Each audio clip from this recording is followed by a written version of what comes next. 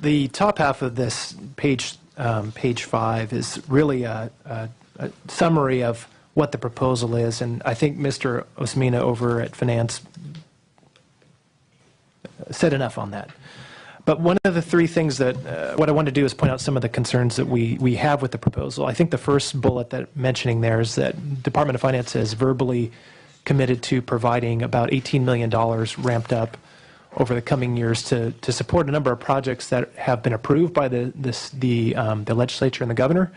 And the rationale there is to honor that commitment that has been already made, and so that we would be held harmless for those commitments going forward. I think the only thing that I want to point out with this is that there's nowhere spelled out in any of the governor's products or in any pending trailer bill language sticking to that commitment.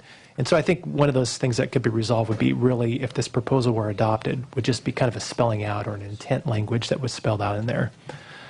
Another concern that we have generally with the idea is, while the administration is proposing to honor past commitments for the lease revenue side, there really isn't a commitment to honor those past commitments on the general obligation side. So as debt service climbs, and you'll see in a couple slides going forward, as that climbs going forward, a lot of that is driven by general obligation debt that's going to be rising, yet the proposal doesn't ramp up to cover that piece as well. So kind of leaves us in a situation where we're having to juggle that against our state appropriations, and you've already heard before earlier when I was speaking about how we're trying to dig out of a hole on the support side. So that's one element of it. And finally, I think the biggest piece that our trustees have been concerned about is really the resources that can actually be invested in this sort of a program. We're basically being asked to start at a zero or a sub-zero point in building a brand new capital program. And that is really, really difficult if you don't have kind of, starter capital or seed money to begin to get going on it. So the next slide is a real, let's look at the top half here. What the purple line indicates is the combined general obligation and lease revenue debt service on an annual basis. And you see it kind of yo-yos around, and that's because of the way that the bonds have been sold in the past. They're fixed, variable, but it varies. It's not just going to be a straight line. The real solid red line about at the $300 million range is where the governor proposal would be for a baseline. And you can see we have these peaks. Now, under Finance's proposal, they'll get us about halfway up that larger peak, but not all the way to the top. And so anytime that purple line exceeds that solid red line, we have to pay out of pocket out of our support budget under the proposal. Anything below the line, we end up having some cash flow, room to do things. What's really important about this part of the display, though, is you see these kind of dash marks rising up. And really effectively, if we end up with a situation where we have $297 million added into our base, and we really have to manage these peaks and valleys to the point where we may have to sit there and set aside cash one year to make higher payments in the subsequent years. What it does is it makes it so that we really can't start creating a real solid capital or deferred maintenance impact here until where that last dotted line is where about 21, 22, 23, right in there. So really we're going from the end of 8-9 all the way till then. It's about a 13 to 14 year period where we will not have had the ability under the proposal to really invest solidly in dealing with some of the most pressing deferred maintenance issues, let alone dealing with the needs for new facilities or renovation of old ones. Thank you, Ryan. And so to build on that, what we did is we took a look at this. If you look at this graph and where the dotted line is about 22, 23, and where there is some area between the red solid line and the purple line. So that's where we'd say we'd have room to issue more debt. And we just took a rough guess at what interest rates could be in the future. So if we used $40 million in debt service, so from the $297 million down to say about $250 60. So if we took $40 million, and that was our annual payment into the future for that 1 year, we could float about $400 million in debt service, or in bonds, for projects. So what we did is we took that $400 million and we applied that to, in the histogram down below, which shows this blue bar. So this histogram off to the right in black is our deferred maintenance backlog. And you can see that we were able to stem the growth of the backlog in the mid-2000s because the legislature approved our use, and the administration approved our use of general obligation bonds to replace building systems in our cap renewal program. And then you can see as the GO bonds ended, then we started growing the backlog again in 2009, 2010, out to where we are today. The first yellow bar is that $1.8 billion backlog in our deferred maintenance. So this shows with the governor's plan, the proposed backlog in 2023 would be the blue bar at about $2.9 billion. So that's the plan, thinking that we've got to be conservative, make sure we cover these peaks that's shown by the dashes. So I'll move to the next slide, which is very similar. And in this scenario, the dash line is the 297, so we flip dashes on you, and the solid line goes to the peak at about just short of $340 million. So the solid line, red line, is $340 million. Should we get additional $40 million to cover the highest peak of GO bond and Public Works Board debt? And then this shows we would be able to float debt a little bit sooner. So if we think now, once we pass that peak, we would have room between the dashed line and the solid line somewhere around 16, 17 to issue debt. And that's going to be about 20 to $40 million, depending on how conservative we are, gearing up for that second peak that occurs about in 2021. And so in the histogram down below, you could see we would then be able to reduce the deferred maintenance backlog sooner because we'll have more capacity to issue debt. And if I jump to comparing the blue bar in this scenario, again, that was at $2.9 billion. We're just under $2.5 billion now. So now we're able to create a little more headroom, maybe not quite 2.4, but we've reduced the backlog about $500 million in this scenario if we were to have $40 million a year. And I'll just walk you through one other scenario, which is an increase of $100 million. And so this now, the solid line is up to just under $400 million. And it shows in the histogram down below, based on taking funding over time, assuming the increase in the interest rate over time, that then that blue bar out in the future, instead of being at $2.9 billion, we're about $1.6. So that's about a $1.3 billion decrease in our deferred maintenance backlog, having additional funding to address deferred maintenance because we have more debt service to use for deferred maintenance and capital needs.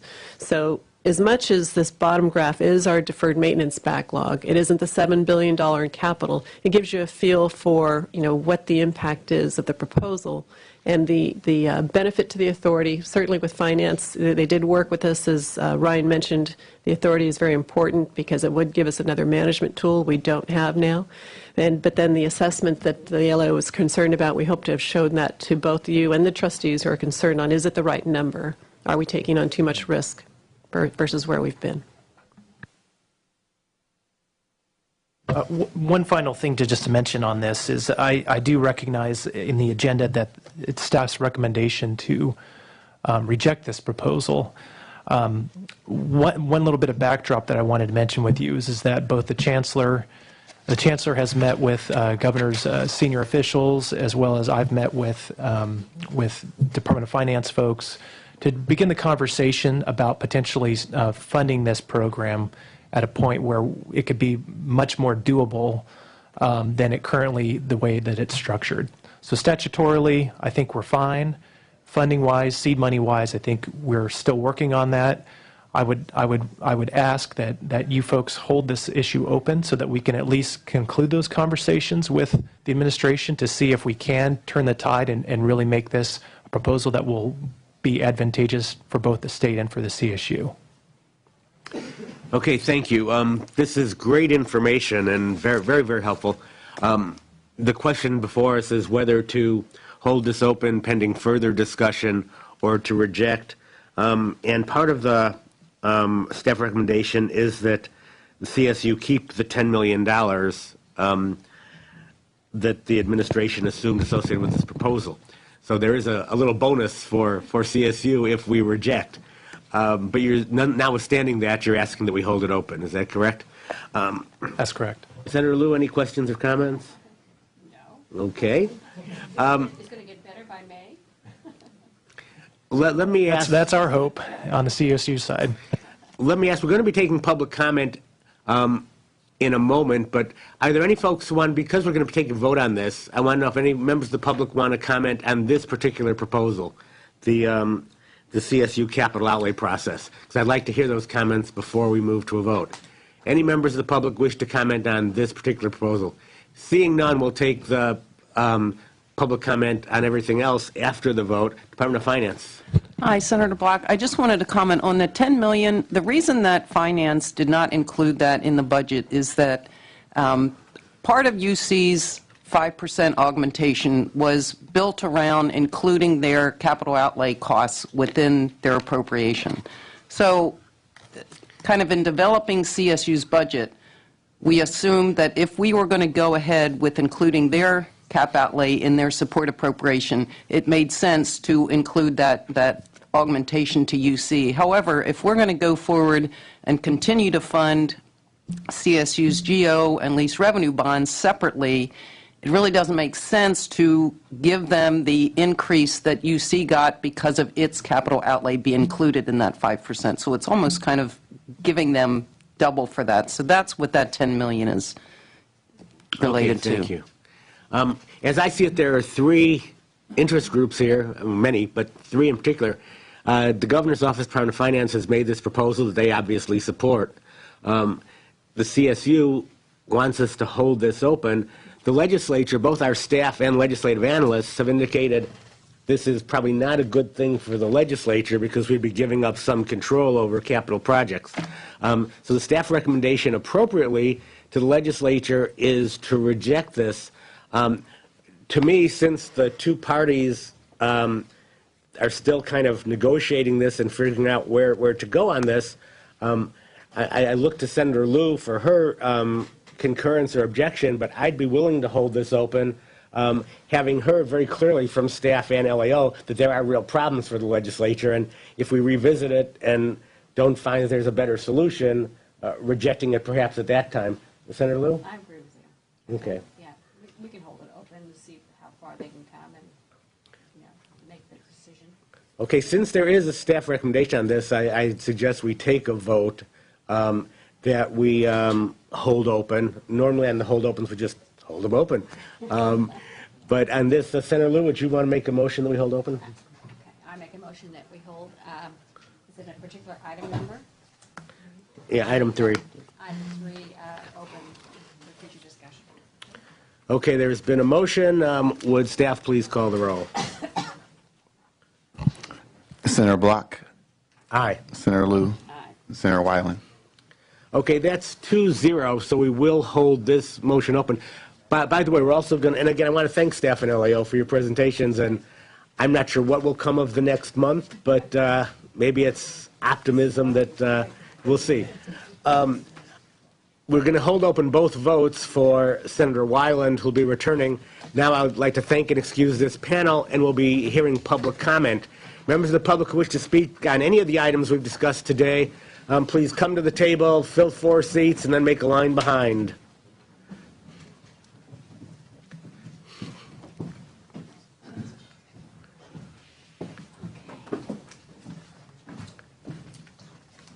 Come on up and fill all 4 seats at the table. When we're out of seats, just make a line. And we'll begin with Mr. Lightman. Jonathan. Thank you, Mr. Chair and members. By the way, I'm sorry, Jonathan, but before you begin, the rules of this committee are that each member of the public has up to 2 minutes to speak. No penalty if you take less than that. But the chair will cut you off after 2 minutes. So please keep your remarks specific to the point and brief. promise to take less. Thank you, Mr. Chair and members. Jonathan Lightman on behalf of the Faculty Association of California Community Colleges on the issue of the innovation grants. FACT supports the concept in general. Our very specific concern is that budget language be included, excluding third-party providers of lower division education for eligibility of the awards. And this concern extends to the providers of massive open online courses. Thank you. Thank you, Mr. Leibman. Next speaker. Hi, my name is Denise Fernandez. I'm a student from Sacramento State. I'm a second-year communications major with a minor in Chicano Studies, and I'm here today to urge you all to increase funding for the CSU. 5% obviously is not enough because we're seeing these campuses with fees popping up everywhere. I know a couple campuses have fees that have already passed, and these are semester fees that the students cannot afford. Usually the CSU is a working class student body, so obviously these fees, they're not being voted on by the student body. These are fees that the ASI passes sometimes without the students knowing, and this is a very big burden on the students. I can attest to that. Sacramento State last semester had a fee that they wanted to pass, and thankfully we were able to defeat it, and it was just a fee that was not going to go towards the students' interest at all. So this is why I urge you all to fund for the CSU. Thank you. We'll start from left to right. Hello, my name is Rodolfo Rodriguez. I am a senior majoring in sociology at Sacramento State. And first of all, I want to say that, budget cuts have hurt the CSU, or California State University system. And I can tell you this firsthand. I have had trouble getting into classes ever since I transferred to Sacramento State. And the fees have constantly been going up for the past years because of these budget cuts, because of the budget cuts of the past. CSU students cannot afford these ever-rising fees, tuition increases, and we need to increase state funding for California State University, not just so I could get into the classes that I need in order to graduate in the ideal 4 years, but for all CSU students. And also to have classroom sizes decrease, because although more students are able to get into the classrooms, the student-teacher ratio is much higher, putting the amount of work for the faculty much higher. And often they're understaffed and overworked. So we need to work on also the working conditions for these faculty members. Thank you for your time. Thank you.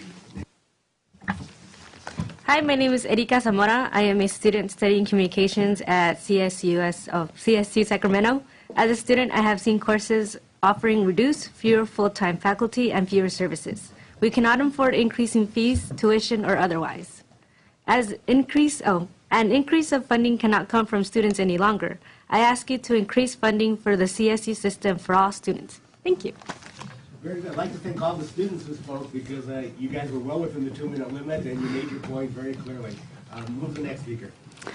Good morning, Mr. Chair, Senator Liu. Thank you for the opportunity to speak today. My name is Meredith Turner, and I'm here on behalf of the California State Student Association, which represents all students across the 23 campuses. And like these students here today, I don't think there is a more grateful population for a second year of stability in the budget than students who have really borne most of the impact with tuition increases, lack of ability to access advising in a timely manner, and lack of ability to access classes when they need them. CSSA stands with the proposed budget by the CSU Board of Trustees because it is student-focused. Like Ryan mentioned, there's really two components to it. One is access for students who are otherwise eligible, but we don't have the spaces for them. And then second, it's focused on student success and completion by providing enhanced advising, alleviating bottleneck courses, by adding additional faculty, and much more. Going back to the access piece for a moment, I just want to say that the CSU is already committed to admitting an additional 8,000 students for this coming fall. However, the full proposed budget by the trustees would allow the system to reach almost 20,000 students. Some of our most impacted campuses are in Southern California, in and near your districts. So I know that both of you have had meetings with students directly about the budget, and I just want to reiterate our ask, which is that you stand with CSU students and be champions of an additional $95 million for the state budget. Thank you. Thank you. Next speaker. Thank you, Senators. Former CSU broadcast technician at Long Beach State University some many years ago. I have some prepared statements, and I will read them into the record as we speak. I represent the IATSE Local 119, a local union of Northern California broadcast technicians. Pac-12 Networks, owned by Pac-12 Conference, is a billion-dollar enterprise with nonprofit status that answers to Pac-12 college presidents, chancellors, including universities of California, Berkeley, and Los Angeles. Pac-12 Networks has grown to nothing less than a staggering financial success. It has projected revenues of an average of $250 million a year over the next 12 years, thanks to the agreement with Fox and ESPN to air Pac-12 football and basketball games of the week. And that's just the beginning. When it launched in August 2012, the Pac-12 Networks contracted with our IATSE technicians using third-party payroll companies with whom we had contracts. Pac-12 Networks asked and received waivers to our agreements, and so they could use students on productions. But once they launched, Pac-12 Networks turned their backs on us and began to force our technicians' wages down and refused to pay benefits. They hide behind an educational mandate. As the network's conference, universities, athletic departments, coaching staffs prosper from enormous television rights fees and distribution deals. We don't know how much taxpayer money is being used to support the Pac-12 networks. They refuse to answer our questions. In the meantime, Pac-12 Networks' open defiance of broadcast area technicians' standards is undermining the middle class and exploiting students while we taxpayers get stuck with the bill. Is this how you want to run your tax money, or this is how we want our tax money used? I respectfully request a hearing by your committee to examine the 501c3 status of Pac-12 Networks. Pac-12 Networks should be required to appear and provide full transparency regarding taxpayer investments in their enterprise. Thank you very much for your time. Thank you, and if you wouldn't mind a copy, if you have copies of the letter, to maybe give them to the sergeants, and or if at future date, give them to our offices so we can have those. Certainly. And staff as well, please. Thank you, Senator. Thank you. Thank you, committee. Thank you very much, Mr. Chair and members. Angie Way on behalf of the California Labor Federation. We're here to support our members of the IATSE in their struggle to make sure that the broadcast jobs remain good middle-class jobs. Pac-12 Networks is related to the University of California through the two campuses, Berkeley and UCLA. They are the only regional sports network at this point that is operating non-union. They are hiring union members directly, yet refusing to contribute to their Taft-Hartley health and welfare funds, which means that their health insurance is going unpaid and their pensions are going unpaid. And we really think that the type of revenue that Pac-12 is bringing into UC, it's a question of where is that money going, and is the University of California aware of the substandard working conditions and the lack of contributions to our health and retirement security that's happening through the arrangements of the Pac-12. So we appreciate the opportunity to make public comment in the Budget Subcommittee today. We would like to and look forward to working with committee members on an ongoing basis to achieve some agreement resolution to make sure that we maintain health and retirement security for our members. On a separate note, I would also like to weigh in support of increased funding for the labor centers at the University of California campuses. As the committee members well know, the UC labor centers have taken their fair share of budget cuts. They went from a $6 million appropriation down to $2 million, and we're hoping to get some of that restored this year. We support the UC labor centers and hope that you will too. Thank you very much. Thank you, Ms. Way. Next speaker, Mr. Byrd. Yeah, Mr. Chair and Senator Liu, I'd like to associate the previous comments on behalf of the Teamsters, who have a large jurisdiction in the entertainment industry, and support IATSE on this. It seems to me like UC and the other universities are exploiting or exporting the kind of student exploitation intern model into a commercial enterprise and claiming nonprofit status on top of it. It's a kind of double whammy in which they are making massive amounts of money and supporting or looking the other way for working conditions that they themselves would not tolerate for themselves as administrators of the UC system. They don't go without health insurance, and they don't go without pensions, and their pensions are substantial, and their salaries are bloated. So we would urge the committee to take a look at this. Thank you. Thank you. Okay, are there any other members of the public who wish to address the committee? Seeing none, at this point, Is there any further business for the committee? Seeing none, we'll hold the roll open for 5 more minutes for Senator Weiland. I want to thank all who attended. This meeting is concluded.